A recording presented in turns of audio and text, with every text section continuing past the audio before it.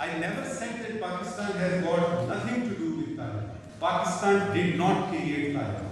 Pakistan has been in touch with Taliban. Pakistan has a soft corner for Taliban. Pakistan does not enjoy any influence over Taliban.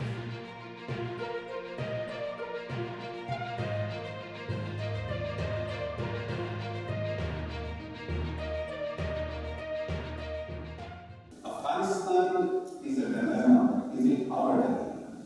That would be my first question. Why it has been made a responsibility for Pakistan to look after whatever is happening? Why Afghanistan? What is so special about this country that British had 3 wars here, the Soviet Union comes here, stays here for 10 years, goes away. The United States, Canada comes here for 20 years. Stay here, do what? Doing what? Achieving what?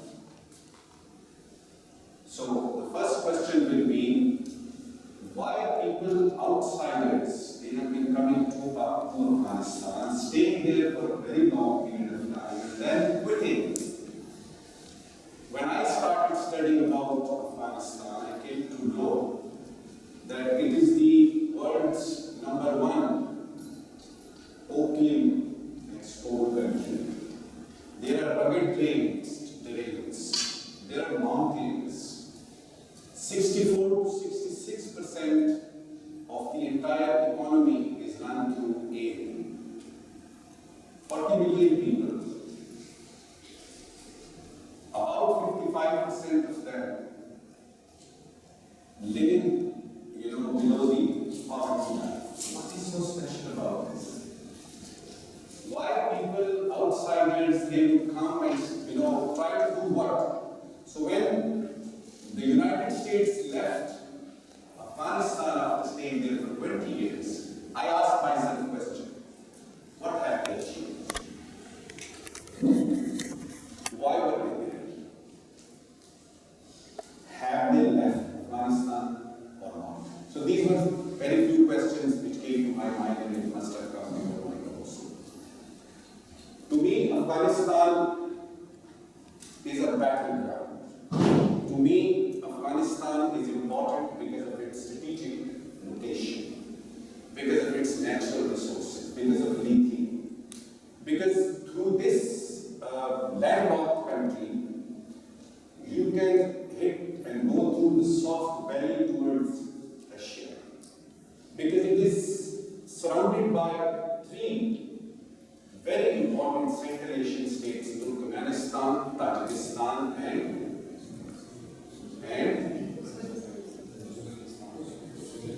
Uzbekistan.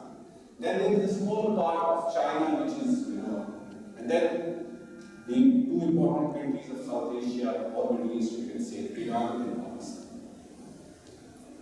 Whoever has been there has been able to get hold of the energy corridors, the revenue streams, the trade routes, and militarily, since it is very strategically located. So they would like to locate themselves in this area so that to man not only China, Russia, Iran, Pakistan, and through Pakistan and Iran, the whole South Asia, and then connecting it to Middle East. So the first answer that I got was that there is nothing here, there is no industry as such. There is no charm as such from the West to come here and stay there, or for that matter, the erstwhile Soviet Union, except for its strategic location. Why 20 years? That was another question. And then why they suddenly left? And Pakistan calls it the most irresponsible withdrawal. Now, if I have been able to make one point so far, and that point is that Afghanistan is an important country as far as strategic studies is concerned, as far as strategy is concerned, and now, by the way, after the United States leaves, there is a vacuum of power, political power game.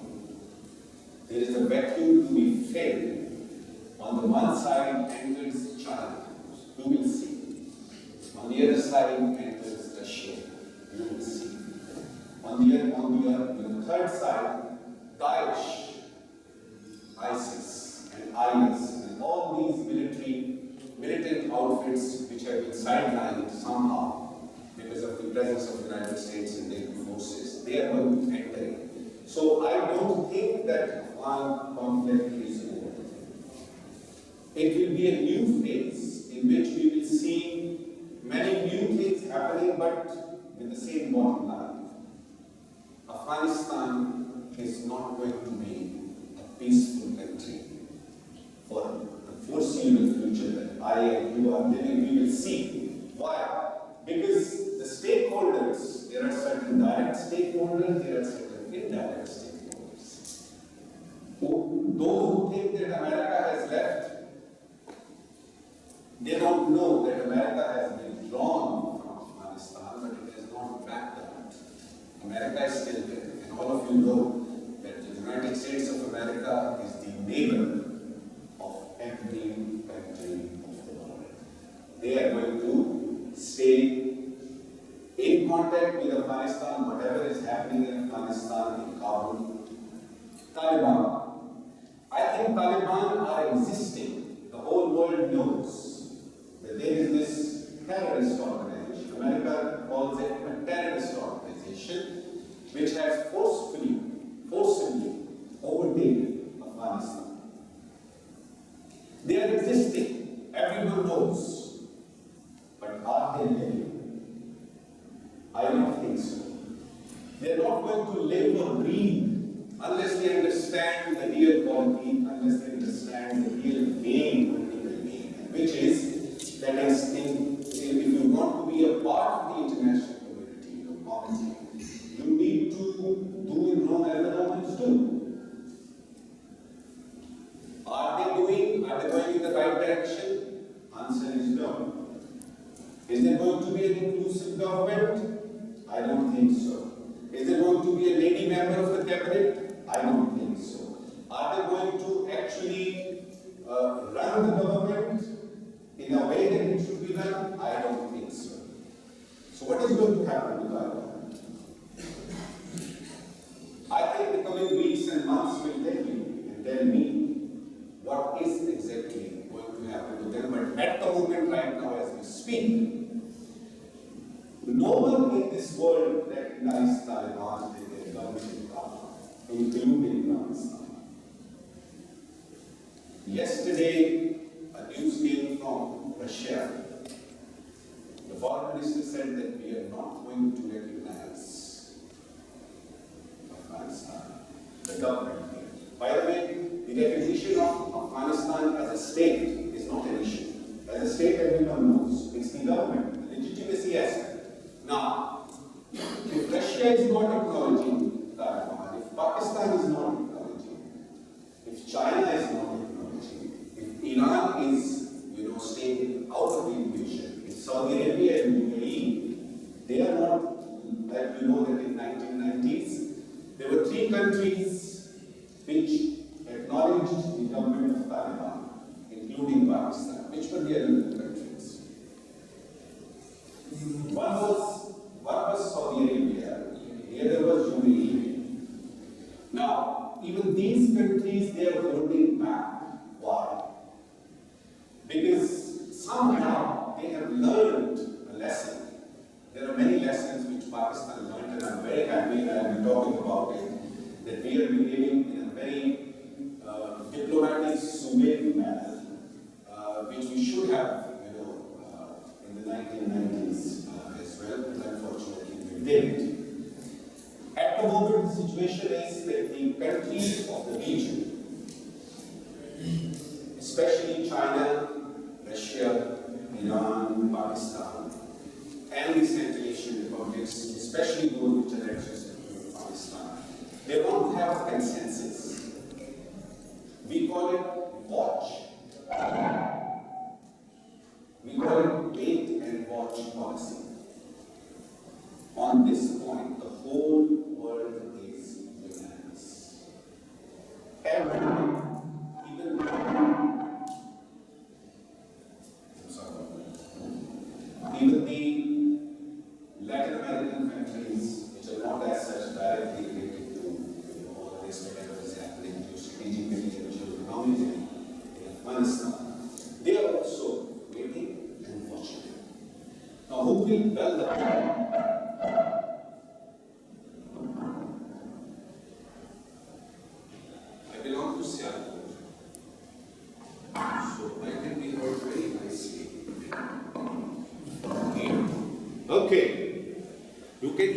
fan? All right. So, wait and watch. That is what is, the world is ready to go as far as it can. The second thing is that we have heard about the humanitarian crisis that has already emerged in Afghanistan. People don't have anything to eat. Taliban, they do not have enough money to pay salaries of their officials. It's going to be very cold very soon. And they don't have enough resources. $9.5 billion of their assets, which have been frozen by the United States of America and UK. In Doha, a couple of weeks ago, they actually requested the United States of America that if you're not going to feed us, if you're not going to acknowledge us, if you're not going to give us the legitimacy, at least give us our assets, unfreeze them. And in response to that, the American response was the delegation said that you have to look after the terrorism in Afghanistan. You have to make sure that human rights are observed. You have to make sure A, B, C, D, X, Y, Z. So they didn't even bother to respond. Pakistan has also been in the forefront to plead that at least if you are talking about, the Universal Declaration of Human Rights, here is a situation in which human rights are more important than the humans themselves. Now, talking about inclusiveness in the government, which government, by the way, in the United States of America or civilized countries like Scandinavia or Canada or UK, imagine that in the present setup in the Congress, somehow Donald Trump is made some kind of an advisor, some kind of a vice president, second vice president. Can they do it? Would they do it? So if you're not applying it to yourself, why are you pressing a country which is culturally totally different? In Taliban, and if you see the Afghan history, if you go into details, you will know that once a victory is achieved against your enemy, your enemies must be killed unless they ask for forgiveness. This is as simple as that. And now you're talking about asking your enemies to come and join us in our cabinet and run the affairs of the government. Second thing is, the little girls need to go back to school. Have they suddenly realized? Have the West suddenly realized that these little girls need education? What were they doing in the last 20 years? About the human rights. About the human rights of women, about the human rights of little girls. So I see a paradox here. And on the other hand, what I see as a diplomat, that if you don't want to accept a fact of life or fact of history, and you don't want them to have any relations with that country in this regard, for instance, the Taliban, you put them in a situation in which, they are diplomatically squeezed, so that the world is looking at them as monsters. So, if tomorrow, this is my own opinion, if tomorrow, by a miracle, by a stroke of miracle, if the Taliban let the little girls go to school, if they are sure, and they actually do and perform, they have already announced the amnesty, but if they actually forgive their enemies, if they actually look after the human rights of Afghani people as the West is asking, I don't think the buck will stop there. There will be new conditions. The fact of the matter is that the United States of America, it was very difficult to bite the bullet. It was very difficult for them to actually see what they have seen. Imagine we are talking about the sole superpower of the world. We are talking about a country which boasts about so many things. We have been, brought up in this environment in which we know that whatever the United States of America say, that is what actually matters. After staying there 20 years, you must have seen this Senate hearing in which General McKenzie, General Milley, and their Defense Minister, Defense Secretary Austin, one by one, the senators kept on asking them, why did you fail on this account? Why did you fail on that account? What happened here? What happened there? And every time the answer will be, we are sorry. We miscalculated. We did not know that the 300,000 Afghan security forces under Ashraf Ghani would fall down just like that. We could not calculate the speed with which Taliban took over.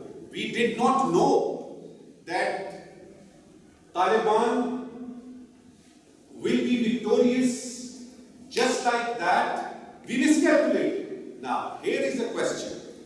If you are admitting that you faulted big time, they faulted also in Iraq also, and in many other areas. I remember George Bush saying WMDs, weapons of mass destruction, going to Iraq, coming back, extracting oil and every other resources. And after that saying, sorry, there were no WMDs in Iraq. Similarly, they have followed the pattern that we failed here, we failed there. Now, a superpower admitting this openly to their own people, are they going to be reprimanded, by the way? Who is there to tell them that what have you done in 20 years? More than $3 trillion you have spent. Now it's another story, about the arms and ammunition and those companies which they, totally different. We are not concerned about that. How they made money, how money went to Afghanistan and came back to America, that's another story altogether. But come to the point. You failed, but is there anyone in this world who can take you to task? No one. You still stay as the sole superpower of the world. Now, after facing this huge and humongous embarrassment, what do? You need to tell your people that we failed, Taliban, became victorious because Pakistani ISI helped them. Because Pakistani army was actually there fighting against Taliban's enemy. Is that correct? Is it the actual, situation? So they need to now consume that embarrassment in a way that they shift blame of their defeat to somebody in Pakistan as being a very, very soft target. Secondly, they have stated that they are going to learn lessons from this strategic defeat. They are accepting it's a strategic defeat. But if you admit your faults, if you admit that you have done something wrong, is it enough to wash away the entire 20 years and the things that you have been doing in Afghanistan? No, sir. But might is right, as they say. Wendy Sherman came to Islamabad, their Under Secretary, and she was very straightforward. Not saying sorry, not saying anything which goes in the interest of Pakistan, not even acknowledging what our Prime Minister has been saying through his articles, what he said in the United Nations General Assembly, what he has been, telling us through his many interviews. She totally ignoring everything what the Pakistanis, Pakistan or the Prime Minister had said, and said what?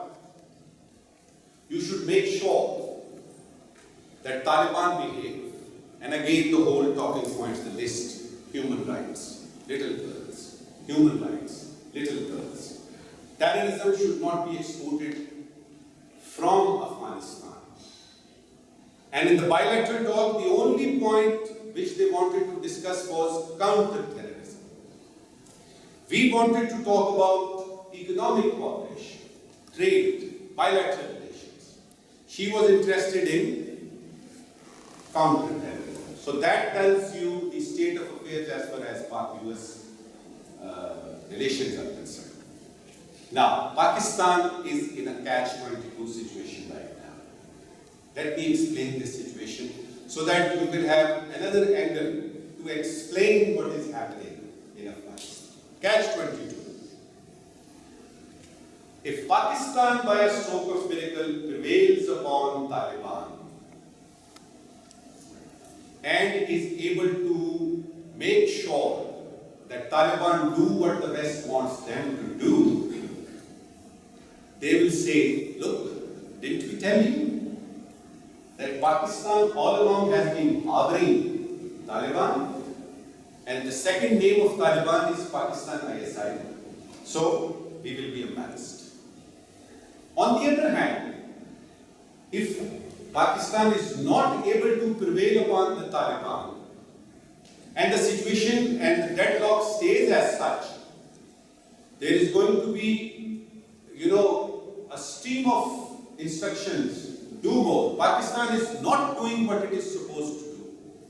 So where do I go? If I make them do what they are desired to do, what they should do, I am in trouble. If I make them, if Taliban go on their own way, I am in problem. So here is the situation I would like all of you to reflect. Is Pakistan a province? Is Afghanistan a province of Pakistan? Is it our territory? Is it actually my responsibility and the responsibility of Ambassador Nadeem Riaz or Ambassador Shah Jamal or all of you to be in the defensive in a situation in which we are asked questions? For this, the answer is, lies in the last 30-35 years of history in which there were certain decisions which we should not have taken. We took them and we are facing the music now. But all is not gone. All is not gone. Here is a situation that you need to be Now this is the real dilemma in Pakistan situation.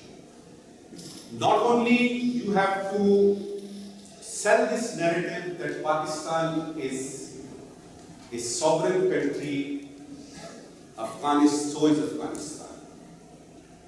Pakistan had got nothing to do with Taliban's victory. Pakistan has nothing to do with whatever Taliban are doing. Our narrative.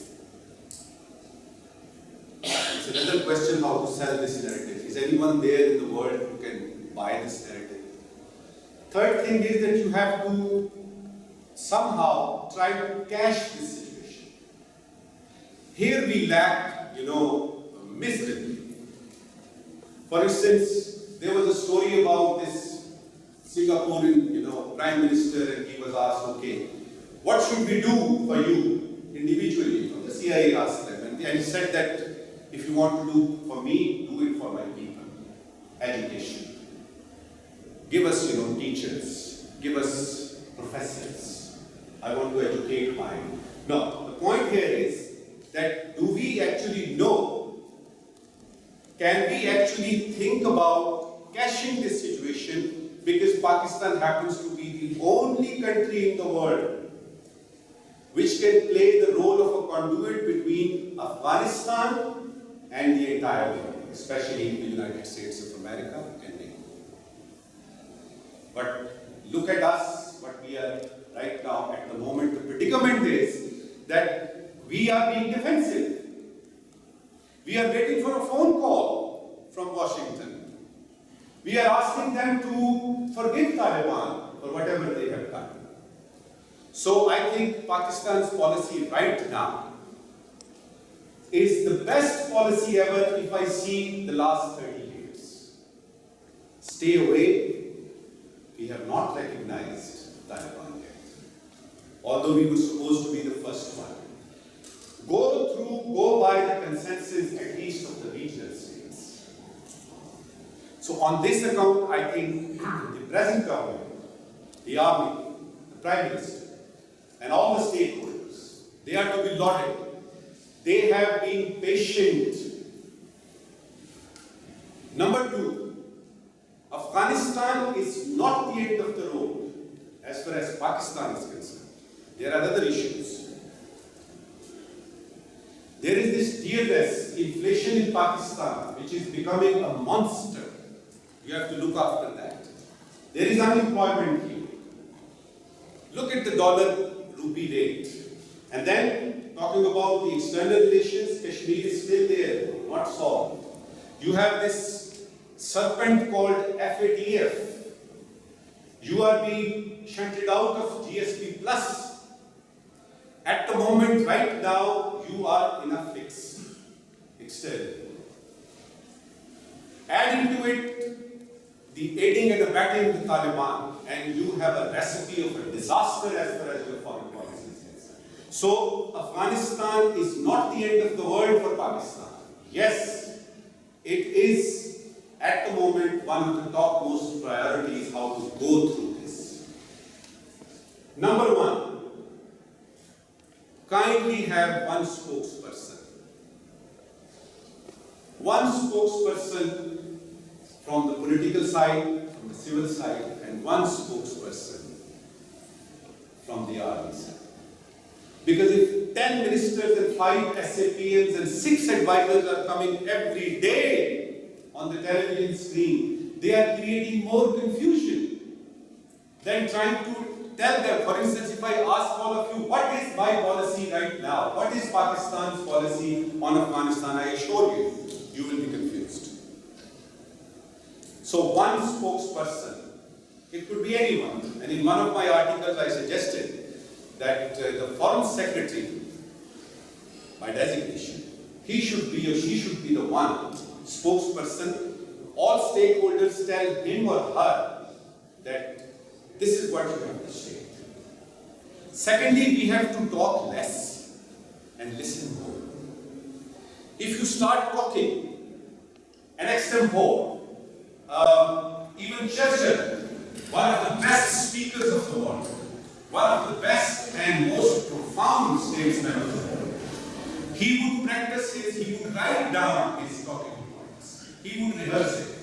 Abraham Lincoln, as one of the greatest statesmen ever, he used to practice every day 4 to 5 times for hours, standing on a rock, considering that there are people in front of him, practicing. So that when you talk, let's say in an interview with some, astute, knowledgeable persons like these two friends of mine who are sitting there, you need to be very careful. Your stream of mind, your stream of mind can go anywhere. You can say one thing which will be picked up. For instance, in that interview, the Prime Minister was asked a question. Would you be giving bases to the United States? And he said, absolutely not. But was it the only thing that he said? Haven't they heard him, the speech, delivered at the United Nations General Assembly? When he talked about Islamophobia, he talked in depth. Did they mention that? When he talked about trade and economic relations, even we ignored that.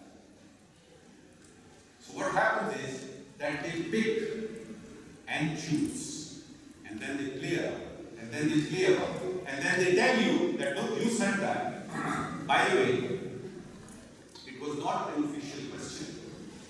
It was not from Washington or the United States of America. It was just a small, simple question by an interviewer. But look how they have, cashed it. So coming back to cashing the situation, I think we need to know how to cash this situation while staying away from the actual battlegrounds and war zones. Because at the moment, our priority list, Afghanistan is number one, but frankly speaking, we have more domestic issues. to handle this. Now, this dilemma of Afghanistan, as I said, is going to go into the new phase. Soon you will be hearing about very established outfits having a field day in Afghanistan with a stink attached outside. Soon you will see China and Russia somehow coming into it, not for everything, to disperse humanitarian assistance to the Afghan people. Soon you will see there will be some more discussions in Doha, or maybe in Washington, maybe in Islamabad. People will keep talking, but Afghan conflict is not over yet. Second thing is, Pakistan needs to show this to it. We need to say things which must be said. We have to refrain ourselves of not saying anything, because the rest of the world is going on watching very carefully. Whatever you write, whatever you say, anything at any forum, please be careful. America has withdrawn but not backed out. Do not rule out the presence of America as long as America stays as such. America's defeat is not anyone else's victory. You know, हमने देखा डुडिये डाल रहे हैं लोग, वो तालिबान जीत गए, भैया आपकी victory.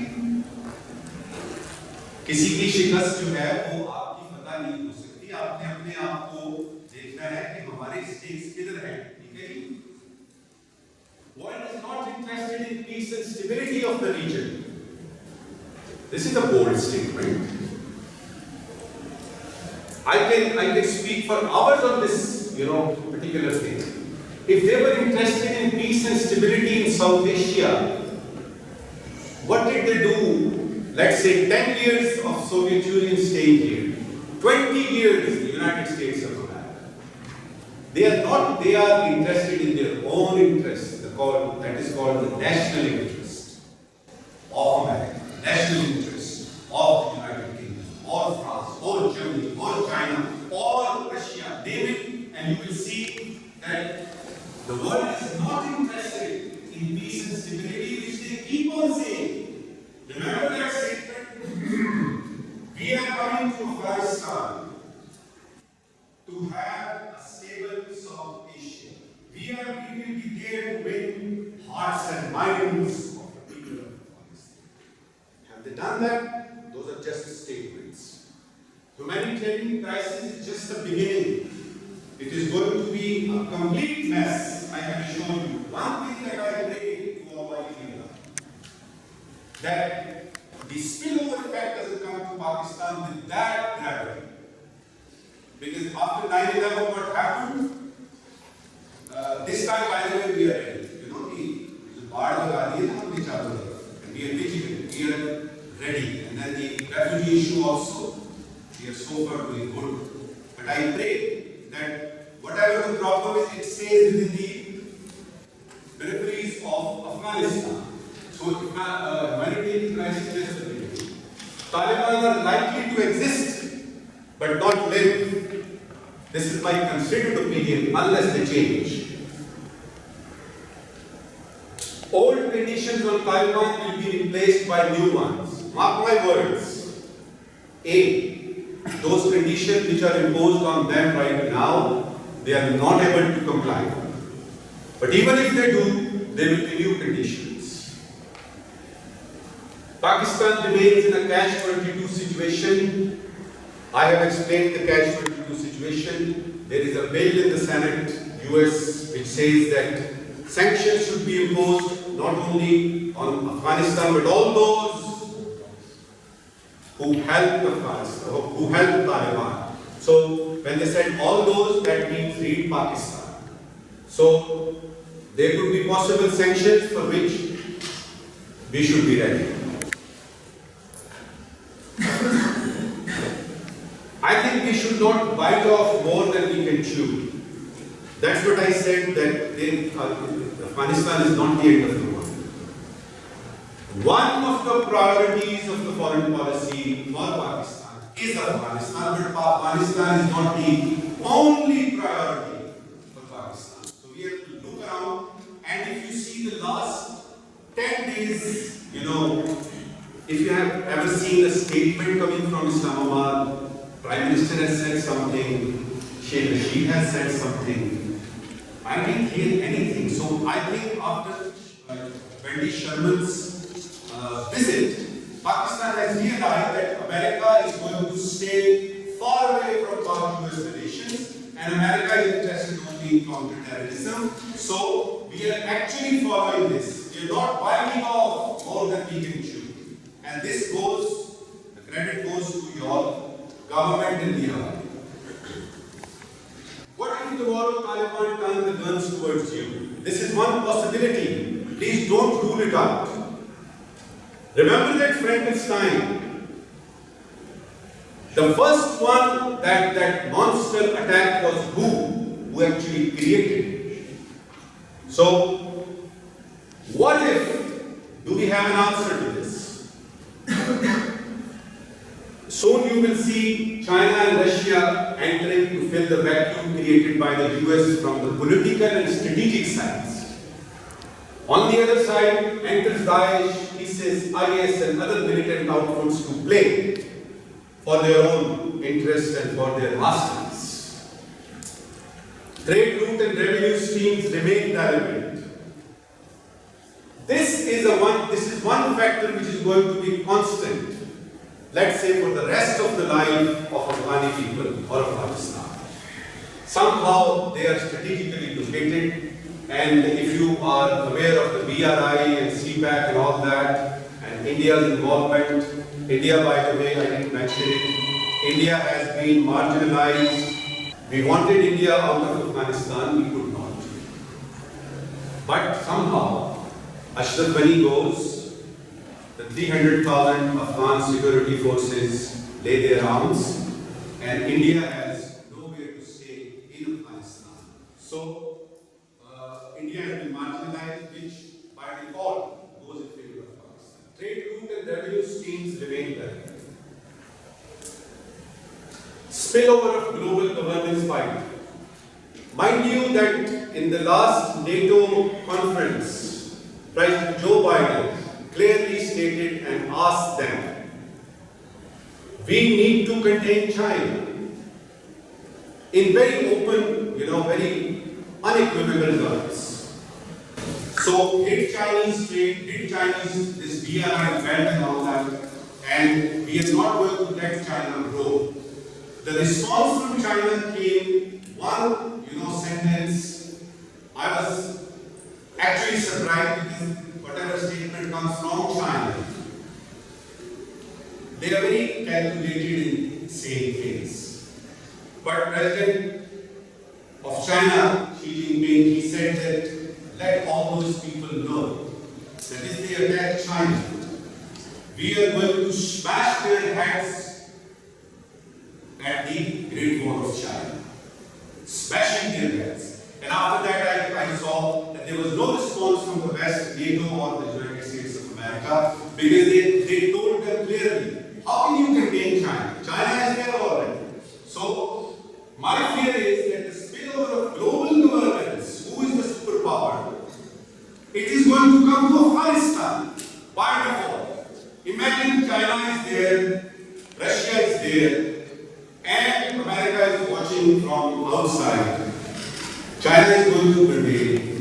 Russia is going to get the benefits of playing the second fiddle. How would the United States feel?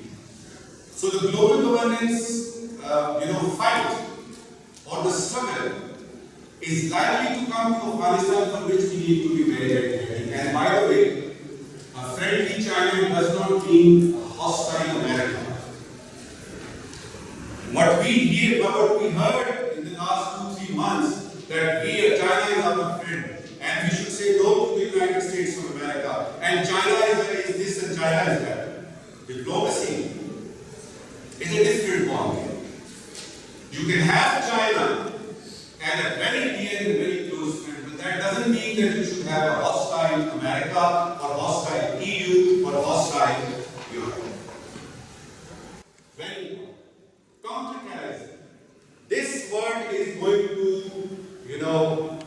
ring a bell in the next many, many years as long as something happens in Afghanistan miraculously. Counter-terrorism, Pak-US relation, you will keep on hearing. If it was up to me, I would have taken Pakistan to Latin America. The whole geography. Let's go to Caribbean, wonderful area, beaches and all that. I can't change my geography, but I can change my foreign policy. I can ask people who know about this, who know the ball game, ask them to come and guide us. What should we do? These are our resources, these are our strong points, these are our weaknesses. What should we do? We can change our foreign policy, and there are certain changes that I have already seen, which are taking Pakistan towards, betterment. World does not begin and end with Afghanistan. How about Pak-India relations and the disputed Jammu and Kashmir? So, if you have seen in the last two months or so, the emphasis has been only on Afghanistan. But somehow, luckily, in the last few days, I have seen some statements and some movements from the government. Once again, talking about Kashmir and Pak-India relations. This is one problem with me for the last 36 years that I am associated with the foreign policy of Pakistan. Somehow, whenever we see the world through the prism of Indo-Pak rivalry. We need to come out of this sooner the better. The world exists beyond India. Whenever you will see something, India has not done this, so we should not. India has done this, so we should compete. Playing cricket is something different. There you need to compete with India because it relates to your emotions. But foreign policy is not a matter of emotions. You need to see the world beyond Indo-Pak. Need to see the US from American perspective. For you, you can negate America just like that. A rickshaw driver. Just like that, you can say to hell with America. What is America? Who are they? We are, the sovereigns. We are Pakistanis, Muslims, etc. It is okay. It is all right. But have we seen Pakistan from the American perspective so that the perspective is complete? As far as America is concerned, Pakistan is just a speck. They have other issues to look after. They have to run the world. And in that world, a small country like Pakistan, which is always begging for more aid, for more money, for do this for us, do that for us. A child who is always crying and telling us what to do, always asking for favors. So once you see Pakistan from American perspective, your perspective is clear, so that you can see things clearly. This is one thing where I think that America is being totally unjust.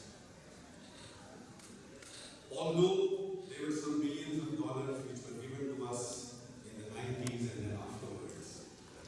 But that is not all. Pakistan has rendered sacrifices in every possible way. And in his article, the Prime Minister of 2.5 weeks ago, he narrated, from drone attacks, how many drone attacks, how many civilians passed away, how many shahadats, etc., and how many billions that we had to suffer. America must appreciate Pakistan's sacrifices if it wants Islamabad to be with it in the next phase of Afghanistan. And I think there is an awareness in the power corridors in Islamabad that this time we are not going to just lie down and say, okay, we are going to negotiate. And this is one strong point policy that goes in our favor. If you want to tell the world that you are a sovereign country, you are a respectable country, statements don't matter. What you do matters. So they are actually doing and telling them that this time we will see, we will watch, and we will wait also. Now this is another confusion. You must have heard, oh, we are very important, Pakistan. We have assumed a very important position. As far as Afghanistan is concerned, we are the only one, the most important country. Now tell me, all of you, has this importance been able to give you food, military arsenal, out of greatest of battle? What do you mean by this importance? So, the cashing situation comes again. If you are important, then kindly cash it. In some way or the other. I tell you, I remember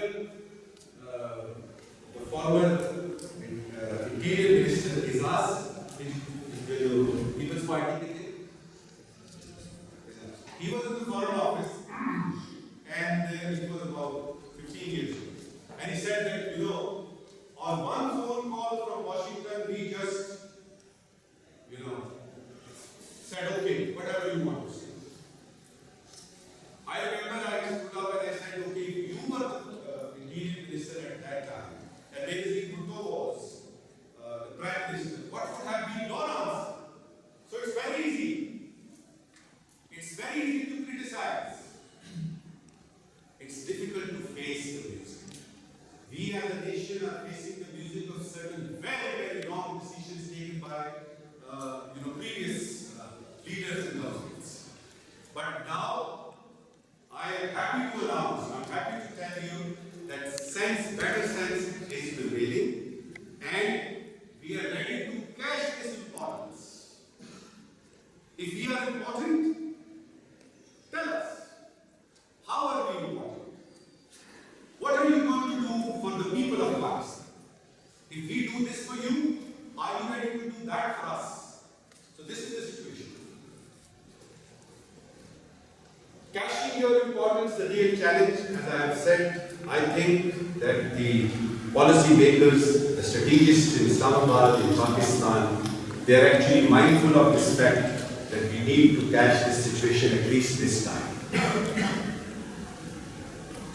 Pakistan must put its house in order. Whether the conflict, Afghan conflict, goes on, let's say, for 200 years or 300 years, I don't care. What I care about is that a person who does bachelor's or master's should be able to get a job. What I care about is that all people of Pakistan, 220 million people, they have at least square meals a day. What I care about is that the businesses in Pakistan, the small and big and medium size, they run, the industry runs, the exports are increased, the imports are less, and people don't, there is no brain drain. These are my concerns. Afghanistan comes much later. I need to put my house in order. And the only way that I can do that is through economic stability. And through economic stability is a humongous task. So far in the last 3 years, what we have seen is accountability. Accountability has got nothing to do with economic stability. Accountability is a totally different. When you are economically stable, when, let's say, रोटी 10 रुपए से 20 रुपए की होती है, तो आपकी तनख्वाह भी 50 लाख से 1 लाख होनी चाहिए. So economic stability, you need to start the process. To begin with, you put the relevant and the concerned and competent people at the right places. Your team should be able to handle day-to-day affairs. Corruption corruption comes much later. And those people who think that corruption is only for Pakistan, India, Bangladesh, Sri Lanka, my dear friends, colleagues, there are shapes of corruption. Monetary corruption is the lowest, the weakest, and the least important corruption. One example, and I take on, and then the House will be able to go. Until 2:15 in the morning in Pakistan, Al Gore was winning. At 2:30, I heard that a person called George Bush has won. Corruption has, political corruption, strategic corruption, corrupting a society, moral corruption, these are bigger corruptions. So don't feel embarrassed if they tell you that, oh, look, your leaders, they are corrupt. They are corrupt monetarily. Yes, which is bad. But is there any country, you name one country, I have been to 5 continents in my career. You name one country which is corruption free. So, but that doesn't mean that we should continue like that. That comes much later. Economic stability. If you have economic stability, अगर आपके police वाले को जो इधर खड़ा होता है ना सड़क पे इशारे कर रहा होता है, इमेजिन कि उसकी 2 लाख रुपए तनख्वाह, वो रिश्वत लेगा 100 रुपए 200 रुपए। इमेजिन कि जो बंदे क्लर्क्स हमारे हैं उनकी 5-5 6-6 लाख रुपए तनख्वाह है, कैसे फाइलें चलेंगी? वो फाइलों को रोकेंगे नहीं, वो चलाएंगे। So, economic stability, and the last point of this presentation from my side before the House is open for questions. The biggest problem that I see in Pakistan is the question of powers. मैंने कभी नहीं कहा ख़यालुकुम अहसनुकुम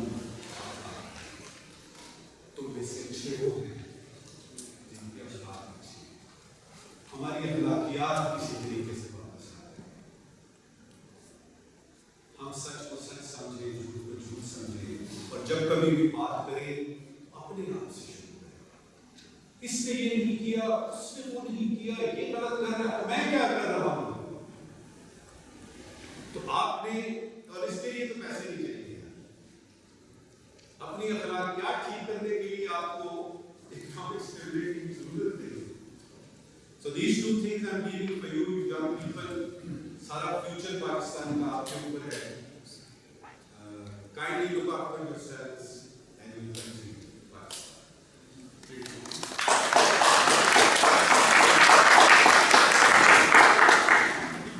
Youth, there is no consensus even in the United Nations about the definition of terrorism.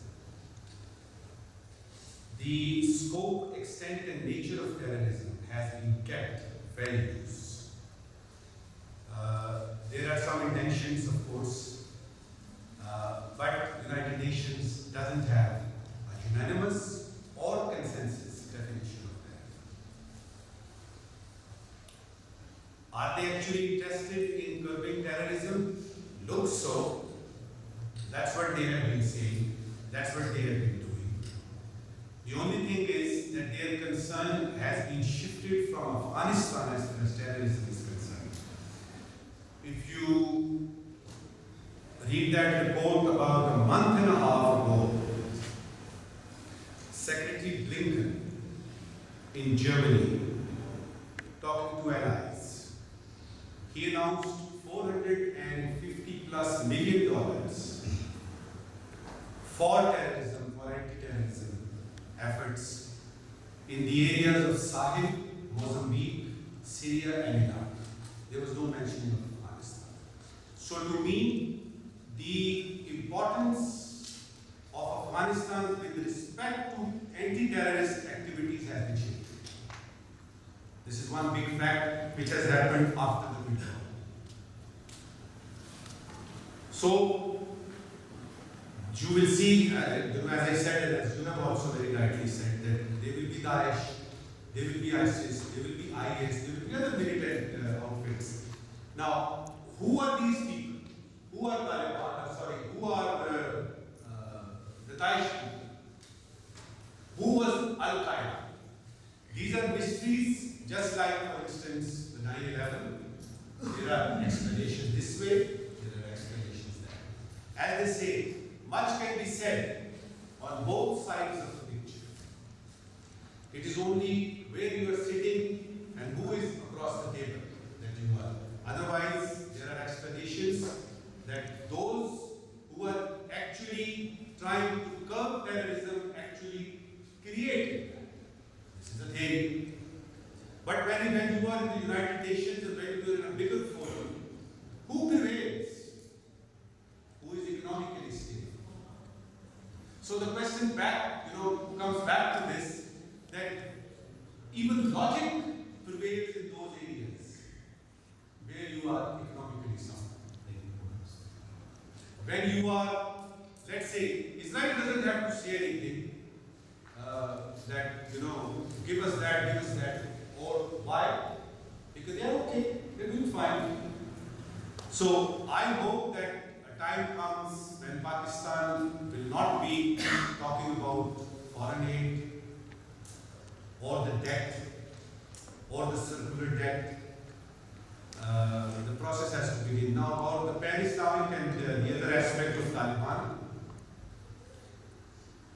Taliban, of course, are no match to my army. Taliban, of course, is no match to our intelligence agencies.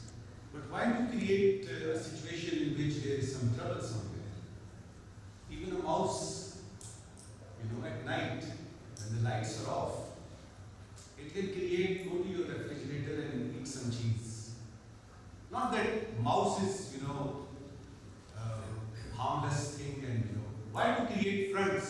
So to me, we should be mindful of the fact that here is an organization, Taliban to me is an organization. Here is an organization with not very strong, positive, constructive, human rights orientated intentions. So if they don't actually attack Pakistan, God forbid, what if they start saying things? What if they start spilling the beans? What if they start embarrassing them? So I have to be mindful of the fact that they are controlled in whatever manner I can. And helping others, I'm sorry, the bathroom view. Abraham Lincoln once said, it is not difficult to do good things for others. It is not difficult to do good things for others. The difficult aspect is to convince them that it is good for them. So we have to actually convince Taliban that it is good for them. That is where the challenge lies. Yes, please. Time is short. We will be taking only 2 more questions. That question they can ask already. So I'm taking 2 questions. Sir, we Pakistanis are good at demonizing United Nations. We Pakistanis are good at demonizing United Nations. We Pakistanis are good at demonizing United Nations. Like United Nations. Demonizing? Yes, sir. Okay. America is a devil, etc. Yeah. Like, sir, Pakistan has created Taliban, they created havoc. Sir, why we are afraid of calling Pakistan a devil? Why we are not ready to confront reality? We should call Pakistan a devil because of its don't-face policies, etc., etc. Okay, no. You tell me what should we do. Introduce yourself first. Amir Zaid. You give me a situation. No, I have asked a question. No. First of all, you see the question. That there are double standards. That's what you are saying. That Yes. there are double standards. And what should we do? Just think about it. What should we do? We should solve the situation. We should not create more problems. We should not create more problems. Yes, sir. Sorry? We should solve the situation. How? Pakistan. How? By opting good and strategies. By opting good strategies. I think that's what we are doing. My dear. No, sir. I am talking about the past. Pakistan's role in the past. Like Pakistan has bankrolled Taliban. Like many Pakistanis today are afraid of calling Pakistan on table. We are not ready to confront reality. Many Pakistanis. Please to say that we are not holding ourselves accountable for that. Yes, sir. That's what I'm trying to say. We are not holding accountable ourselves for. Yeah, for creating like Taliban, EVs and Yes, sir. created. Do you think that Pakistan created Taliban? Pakistan had CIA. Yes. Sir. How do you know? How do I know? Like it's an established truth. Which establishment? Sir, does your everything is available? Like sir, everything is inscrutable. Like you are asking questions, you are trying to create a cycle. My dear young man, listen to me. Listen to me. Are you a student? Yes, sir. I'm sure. What are you studying? International relations. International relations. Okay. Now listen to me and give me a couple of minutes to answer your question.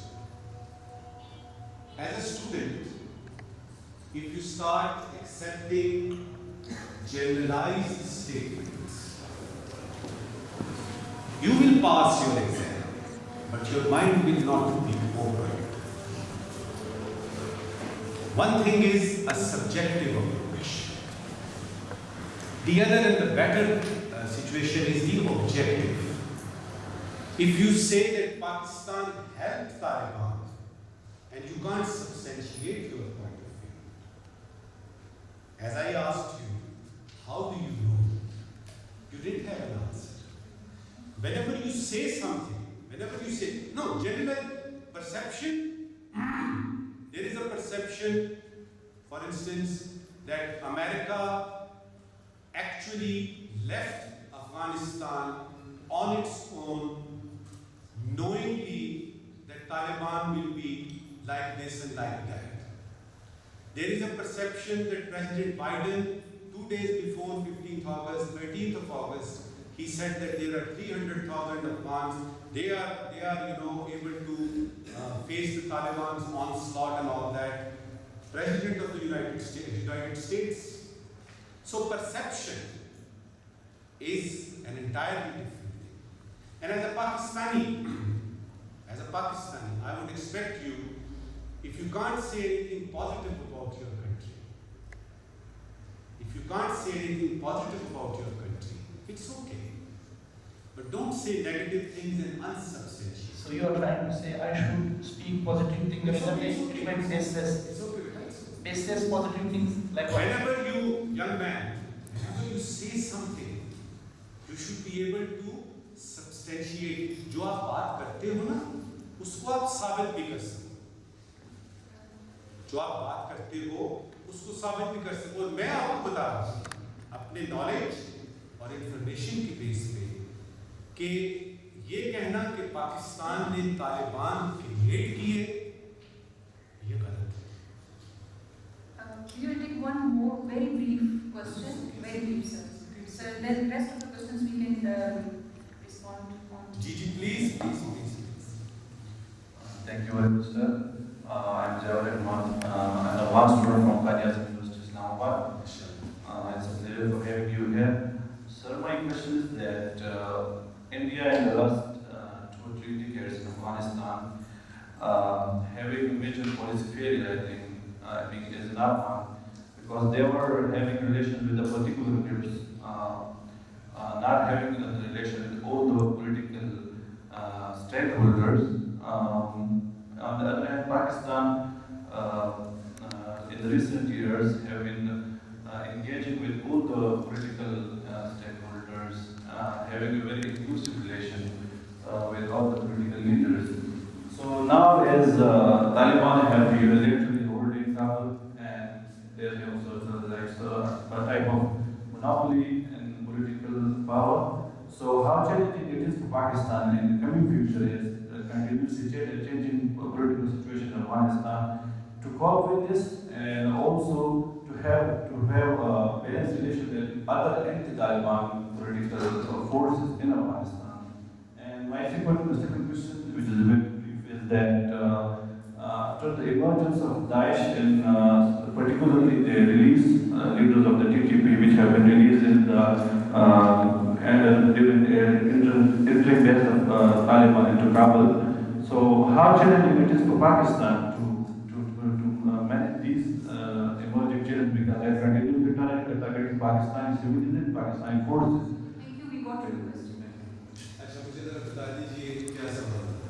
Sir, the second one I understood was how the ISIS is a challenge for Pakistan. ISIS or Daesh. Yeah. How are we going to control My this? first question is important from the second one. The first question was that how Pakistan have relation with all the in recent years with Pakistan. Can you sum it up like briefly? आप मुझे उर्दू में बताओ यार, मुझे उर्दू ज़्यादा समझ आता है। सर मेरा क्वेश्चन तो बहुत सिंपल है। मेरा क्वेश्चन ये था कि इंडिया ने कुछ लास्ट 2 दिहाइयों में अफगानिस्तान में पॉलिटिकल जो पार्टी से सबके साथ उनके ताल्लुकात नहीं थे। On the other hand Pakistan के जो रिसेंट ये पॉलिसी देखिए टुवर्ड्स अफगानिस्तान, उनका ये था कि सब पॉलिटिकल ग्रुप के साथ उनके ताल्लुकात हैं। अभी जो तालिबान काबुल पे कब्जा कर रहे हैं, they are holding Kabul unilaterally, और तो पाकिस्तान के लिए कितना चैलेंजिंग होगा कि वो जो दूसरे पॉलिटिकल फ्रेंड्स हैं पाकिस्तान के, उनको कैसे फ्यूचर में कन्विंस कर सके। और दूसरा है कि आईएसआईएस और टीटीपी की जो इमरजेंस हुई है पोस्ट तालिबान कैप्चरिंग। ठीक हो। देखिए, मैंने जिस तरह अपनी प्रेजेंटेशन में गुजारिश की कि अफगानिस्तान के अंदर जो मसाइल पेश आ रहे हैं वो पाकिस्तान का मसला नहीं।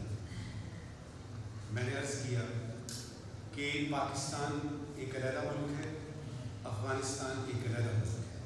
परसेप्शन अगर ये है कि जो कुछ भी अफगानिस्तान में हो रहा है वो पाकिस्तान की जिम्मेदारी है और पाकिस्तान को ये भी करना चाहिए, आईएसआईएस का भी ख्याल करना चाहिए, दाइश का भी ख्याल करना चाहिए, उधर जो ताजिक्स हैं, उधर जो उज़्बेक्स हैं, उधर जो हज़ारास हैं वो भी हमने करना है, जो जिरगे हो रहे हैं वो भी, ये परसेप्शन ठीक नहीं है। और इसमें जितना आप पढ़ेंगे, जितना आप घुसेंगे, आपको नुकसान होगा। देखिए, ये जो इंडिया वाला फैक्टर आपने बताया ना, इधर आपकी बात बिल्कुल ठीक है। इंडिया ने तो वहाँ पे अपने कॉन्सुलेट्स बनाए हुए थे, उन्होंने 3 बिलियन से ज़्यादा, 3 बिलियन बहुत बड़ी रकम होती है, उससे ज़्यादा उन्होंने पैसे लगा दिए, उन्होंने यूनिवर्सिटी बनाई, उन्होंने रोड्स बनाई, उन्होंने उनके इंफ्रास्ट्रक्चर में काम किया। क्यों? वो एक एंटी पाकिस्तान, वो हुब्बे अली नहीं था, वो बुग़्ज़े मुआविया था कि वो अफगानिस्तान में कौन इंटरेस्टेड था। वो तो इंटरेस्टेड थे कि पाकिस्तान के खिलाफ यही अशरफ गनी, टीटीपी, ये सारा कुछ उनका। अब वो एक्सपोज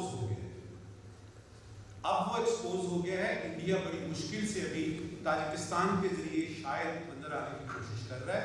अभी उसका कोई चांस बाकी नहीं बचा, अनलेस कि यूनाइटेड स्टेट्स उनको वाकई यदि सिपाही से उनको लिeutenant बना देते हैं और उनको वहाँ बिठा देते हैं, इंडिया का कोई चांस नहीं। दाइश जो है वो सिर्फ पाकिस्तान का मसला नहीं है, वो सबसे पहले तालिबान का मसला है, और तालिबान दाइश से ऑलरेडी लड़ रहे हैं। अब उन्होंने अगर हुकूमत करनी है बेटा, तो उन्होंने फिर बताना भी है कि वो हुकूमत कर सकते हैं। आईसिस जो है, ये सारा कुछ जो है, ये पाकिस्तान अकेले का बस की बात ही नहीं है यार। ये पाकिस्तान क्यों करे? मुझे सबसे पहले ये देखना है कि क्या ये मेरा मसला है भी कि नहीं। हमारा मसला ये है कि जहां भी जो चीज हो रही है, जहाज में बैठे साथ वाले ने जो है वो क्या, ये मुझे खांसी है, अब तुम यही करो, आप ऐसा करें, आपकी जो शानदार है आपकी, ओ बाबा ये डॉक्टरों का काम है, उसको करने दो। जो तालिबान इस वक्त कर रहे हैं, हम भी देखें, दुनिया के साथ देख रहे हैं। दाइश आती है, जब मेरे मुल्क की सरहद को पार करने की बारी आएगी, जब मुझे पता लगेगा कि दाइश इस्लामाबाद में, शेखपुरा में, ठट्ठा में, झटपट में और मच में आ गया है, फिर मैं ऐसे नहीं कि आप कहीं पे भी कोई टेररिज्म हो रही है, भाई हमने ठेका लिया हुआ, हमने ठेका लिया हुआ है कि दुनिया में कहीं भी टेररिज्म हो रही है तो हम वहां पे क्यों जाएंगे। लिहाजा हमने अपने आप को देखना है اپنی فارن پالیسی کو دیکھنا ہے, اپنے ریسورسز کو دیکھنا ہے اور اپنے عوام کو پہلے دیکھنا ہے. ٹھیک ہو گیا؟ تو انڈیا کی آپ فکر ابھی فی الحال نہ کریں. انڈیا کو پتہ چل گیا ہے وہ سائڈ لائن ہو چکا ہے. جہاں تک افغانستان کی گیم کا تھا, ان کے پیسے ضائع, ان کی پولیٹیکل ریپیوٹ ضائع, ان کے نریندر مودی کے سارے عزائم پسند ہوئے, کیونکہ ان کا تو خیال تھا نا اس میں نہیں چلے گا کہ یہ طالبان ایسے کر کے وہ یوں کر دیں گے. تو انڈیا کی فکر نہ کریں, داعش کی, ISIS کی اور IS کی فکر کرنے دے دنیا کو. اس میں جب آپ کی اپنی سوورینٹی, آپ کا اپنا لا اینڈ آرڈر افیکٹ ہوگا, جو کہ ہونا شروع ہو گیا ہے, تو ہماری جو ایجنسیز ہیں, ہماری جو انٹیلیجنس ایجنسیز ہیں, ہماری فوج ہے, ہمارے عوام نے یہ مقابلہ کریں. اس کی فکر نہ کریں. We will be taking some further questions on the, we end this formal session here, sir. This is the last question. Okay, sir. Okay, last question. Yes, sir. Sir, this is Shankar. And Shankar, I'm from International Farming Institute. بولنے تو یار ایسے ہی بول سکتے ہیں, ایسی آواز آ رہی ہے جی. Use the mic. So I'm from International Farming Institute Islamabad. I'm doing media mass communication from there, and I'm starting my thesis there. That I'm Pakistan, and Pakistan is mine. That you give me that I'm pro-Pakistan. I'm giving go for that question that Pakistan. I'm not saying that Pakistan support Taliban something, but I'm from there, so I know that there's 2 and 3 ideas there that come from Pakistan. So किस तरह आए वो वहाँ पे शहीद किया सुपौल शहीद वहाँ पे आए, मैंने जनाजा भी पढ़ा, मैं रेफरेंस दे रहा हूँ साहब कि वो आए और वहाँ पे उसकी जनाजा हुआ. मैंने पूछा कि भाई यू आर हियर, किस तरह आए? तो उसने कहा कि जब ड्रोन आया, जब ये मालिक हुकूमत इकट्ठा कर रहे थे तब ये मारे गए. कौन मालिक नीमत इकट्ठा कर रहा है? मुजाहिदीन तालिबान. So वो उसको लिया बिल्कुल सेम इस तरह देना हियर मैंने डूइंग दैट. पता चलता है कि वो काफ़ी वेलेबल तालिबान थे. तो सर एक बंदा जब वो शहीद होता है तो एक बॉर्डर को उस तरफ से कहाँ से किस तरह यहाँ लेके आ सकते हैं विद द फुल रेडी, और उसके बाद आर्मी बोलता है कि इस time. So how can you say that Pakistan not supporting Taliban? Pakistan is not supporting Taliban. Pakistan is in support. Young man, have a seat. I never said that Pakistan has got nothing to do with Taliban. Number one, Pakistan did not create Taliban. Number two, Pakistan has been in touch with Taliban all along this 20-25 years. Number three, Pakistan has a soft corner for Taliban. Number four, Pakistan does not enjoy any influence over Taliban. We have a leverage. They listen to us. That doesn't mean that we created that, organization or we are the ones. اور ایک instance لے کے بچے یہ نہیں ہم کہہ سکتے کہ چونکہ یہ ہوا ہے, ایک ادھر سے آیا ہے تو کیسے آ سکتا تھا جب تک کہ ہم, اس میں تو آپ کو پتا ہوگا کہ KP کے اور بلوچستان کے ہمارے اتنے افغانی پشتون اسپیکنگ لوگ جو ہیں ان کے رشتے داری ہیں ادھر ادھر, پتہ نہیں کیسے آتے ہیں کیسے جاتے ہیں, اتنا بڑا بارڈر ہے, کون آ رہا ہے کون جا رہا ہے, ہم تو چاہے کہ کھول دیا جائے, آئے جو مرضی آئے جو مرضی جائے. لیکن پھر یہ ہے کہ جب ہم کوئی بات کریں تو اس میں تھوڑا سا سبسٹینشیٹ کر سکیں. وہی ادارن بھی جو آپ نے بھی وہی بات کی, لیکن یہ کوشچن بڑے ریلیونٹ ہیں, اسی سے کلیئرٹی آئے گی اور پھر آپ کو اپنا ایک مجمع نظر, آپ کو اپنا ایک اسٹینڈ پوائنٹ بنانا پڑے اور پھر اس کو آپ ڈیفینڈ کریں. سب سے پہلے یہ ہے کہ میں پاکستانی ہوں, میں نے پاکستان کی بات کر. آپ کو معلوم ہے دنیا کے کسی ملک میں آپ چلے جائیں, کسی ملک میں چلے جائیں, وہاں کے کسی شہری سے پوچھیں اور اگر اس کو پتا ہوگا کہ یہ فارنر ہے, وہ کہے گا کہ میری کنٹری جیسی کنٹری کوئی نہیں. اب مجھے اپنی حکومت سے اگر کچھ شکایتیں ہیں تو اس میں پاکستان کا کیا ہے, مجھے اگر اپنی حکومت کی کچھ پالیسی سے مجھے وہ اعتراض ہے, اس میں میرے ملک کا کیا ہے.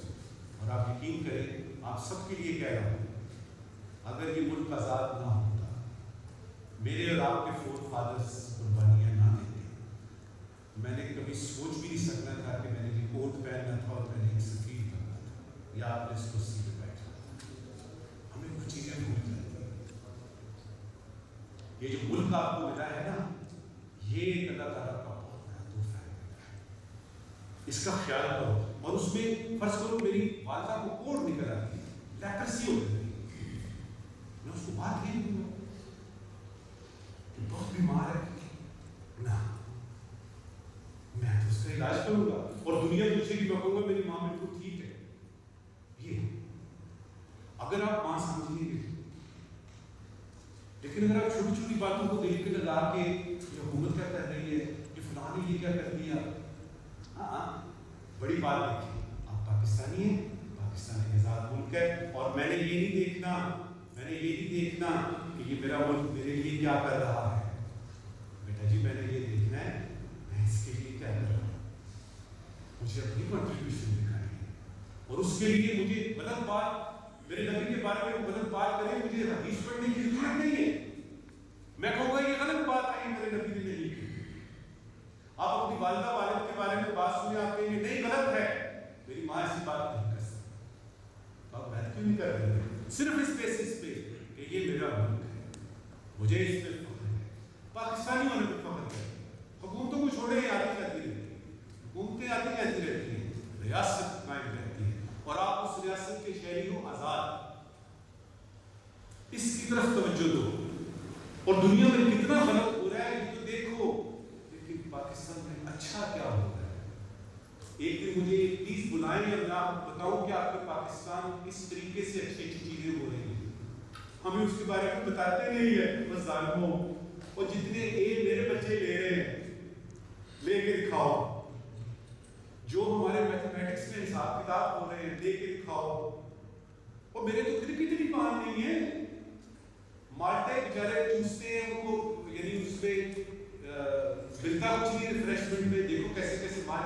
और पाकिस्तान एक जबरदस्त मुल्क है, आपको पता है 5वें नंबर पे पाकिस्तान दूध की प्रोडक्शन, आपको पता है पाकिस्तान नंबर 1 किन जगहों पे है, 15 जगह मैंने एक जगह गिनवाई थी, नंबर 1 बिगिनिंग फ्रॉम ये जो आपका एग्रीकल्चर आपका वो हिसाब किताब सबसे नंबर 1, आपका मुल्क नंबर 1 है। सिर्फ ये है कि थोड़ा सा आपने कुछ पॉलिसी मेकर्स जो रहे हैं ना, उनकी पॉलिसी से और आपको नौकरियां मिली। और ये तो मैं कह रहा हूं, आपको क्या चाहिए? आपको चाहिए कि आप पढ़ाई करें, साथ ही आपकी एक अच्छी सी नौकरी हो। आप वहां दफ्तर में बैठे आराम से, आपको ख्याल ही नहीं आएगा कौन सा तालिबान कहां से आया, किसने कहां से लाश उठाई, किसने जनाजा पढ़ा। आपको काम ही इतना है, पूछे नदीम रियाज साहब से, अगर इनको 1 मिनट की फुर्सत मिलती है कि किस कुछ और सोच सके, क्योंकि इतना बड़ा पूछे इनसे। नौकरियां मिलनी चाहिए, इकोनॉमिक कंडीशन आपकी ठीक होनी चाहिए, ये सारे का सारा चल जाएगा। और थोड़ा सा इंतजार करें, थोड़ा सा इंतजार करें। मैं ये नहीं कह रहा कि घबराएं नहीं, थोड़ा सा इंतजार करें, थोड़ा सा इंतजार करें।